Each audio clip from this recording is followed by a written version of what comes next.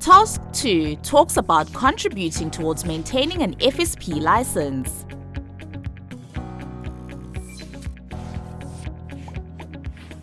Task 2 has 9 qualifying criteria.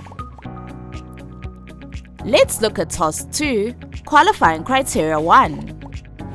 Explain the requirements an FSP must meet to maintain an FSP license. Anyone who wants to render financial services, advice and/or intermediary services must obtain authorization from the registrar to do so. This is according to Section 8 of the FAYS Act. That authorization comes in the form of a FAYS license. Please remember that in these videos, we refer to the Office of the FSCA as the Commissioner, the Registrar, or even the Authority. These words are used interchangeably to refer to the regulator, which is the FSCA. In order to apply and obtain a FAYS license, the following process must be followed.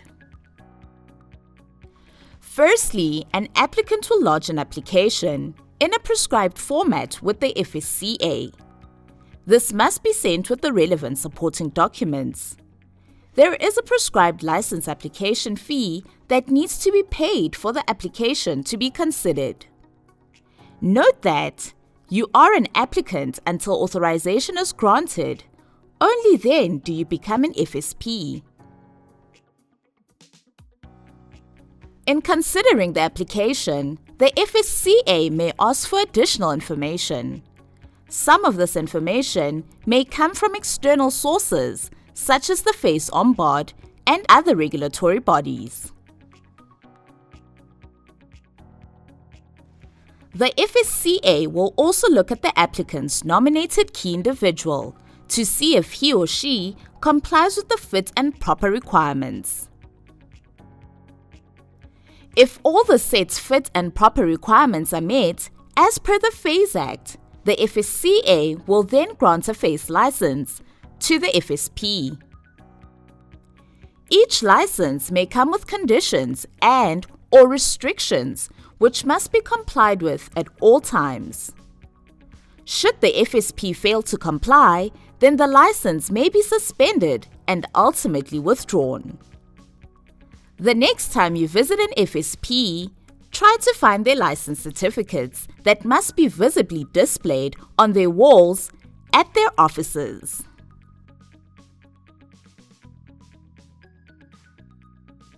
The conditions and restrictions that may come with a FAYS license can cover the following: the applicant and its key individual,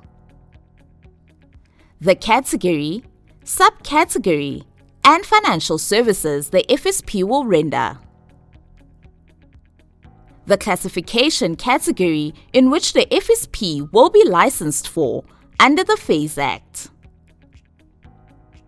the category, product, or subcategory the FSP will render. There are 5 standard license conditions.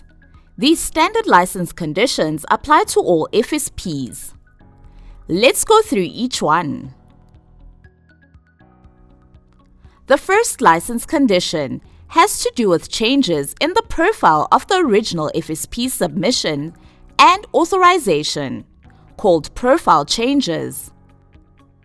The FSP must notify the FSCA of any profile changes in the prescribed format and submit this to the FSCA within 15 days of such changes having taken place. Profile changes include a change of any of the following: the business structure and name, the directors or shareholders or members, the business address and contact details, the bank account details, the compliance officer details, the details of the key individuals, existing and additional, the auditor and/or accountant. Addition or removal of financial products or subcategories. The addition or removal of any representatives. And representatives' information. Note that some profile changes raise a prescribed fee. The second license condition has to do with an FSP always having a key individual. An FSP must at all times have a key individual. If there is a change in the details of a key individual, then the registrar must be notified within 15 days. Please note that a change of a key individual could result in changes in the license conditions of subcategories or products. For example, if a key individual is replaced with another that has lesser qualifications and experience on the initially authorized subcategories or products, then the license conditions will change. There is an exception to this. If a key individual is replaced with another that has the same or greater levels of qualifications and experience, then the license conditions may be left unchanged.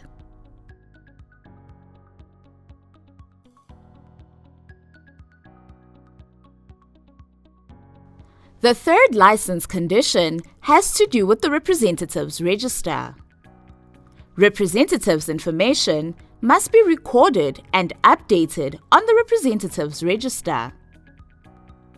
Changes to this rep register must be submitted to the FSCA within 15 days of changes made. The fourth license condition has to do with the changes to the business name. An FSP must not in any way change the name of the FSP that is on its license certificate without being granted permission by the FSCA. Changes in the business name will take place if the registration number of the company does not change. Otherwise, it would mean that a different face license must be applied for. The fifth license condition has to do with products an FSP is allowed or authorized to render financial services on.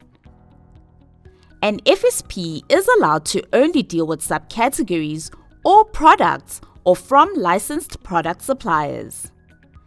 This means that a licensed broker or FSP must not sell products of an unlicensed insurer or FSP. The 5 license conditions mentioned apply to all authorized FSPs. It is therefore the responsibility of an FSP, through its key individual, to ensure that it complies with these standard license conditions.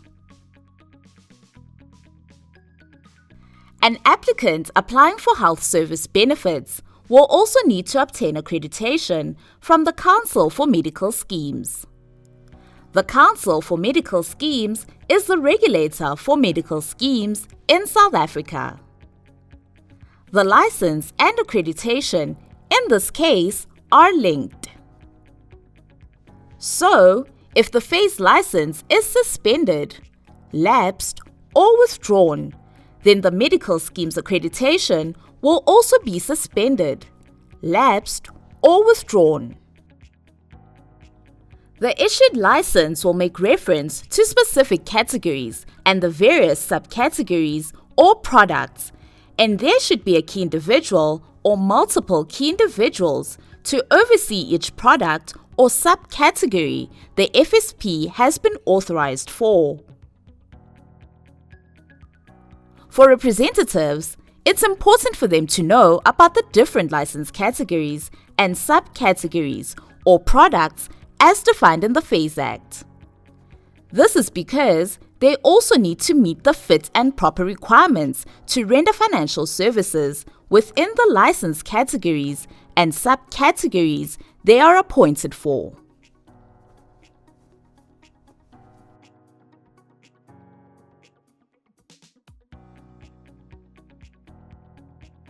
Now we come to license categories, which are classified into categories and subcategories or products. There are 5 license categories. Category 1 is for FSPs who only give advice and render financial services. This is for FSPs that are not in specialist categories of 2, 2A, 3, or 4. If the business activities of an FSP do not fall under one of the specialist categories, then Category 1 license authorization will apply. Category 2 is for discretionary FSPs, also known as fund or investment managers. These FSPs invest funds on behalf of clients at their own discretion. This can be locally or outside of the Republic of South Africa. In this category, there is no bulking or pulling of client funds. Category 2A is for hedge fund FSPs.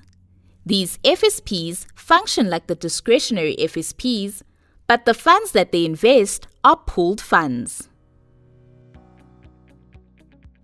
Category 3 is for administrative FSPs. These FSPs buy and sell financial products in bulk and reconcile their books on a daily basis. They do this for their clients who can be either Category 2 FSPs or natural persons. Category 4 is for administration functions and are only considered for intermediary services. They intermediate between the insurance companies and the assistance business FSPs, like funeral parlors and undertakers. They always have a binder agreement with the insurance company to perform the intermediary function. Please note that all categories, except for Category 1, are specialist categories or specialize in the functions they offer. The license categories mentioned have product subcategories. This means an FSP that applies for a phase license would also have to apply for a specific product subcategory. Also, when an FSP changes its license to include other financial services like advice or intermediary or financial products, the fit and proper requirements of those products and or services must also be met. We hope you enjoyed the video and learned a lot. Please make sure to check out our other ORI videos.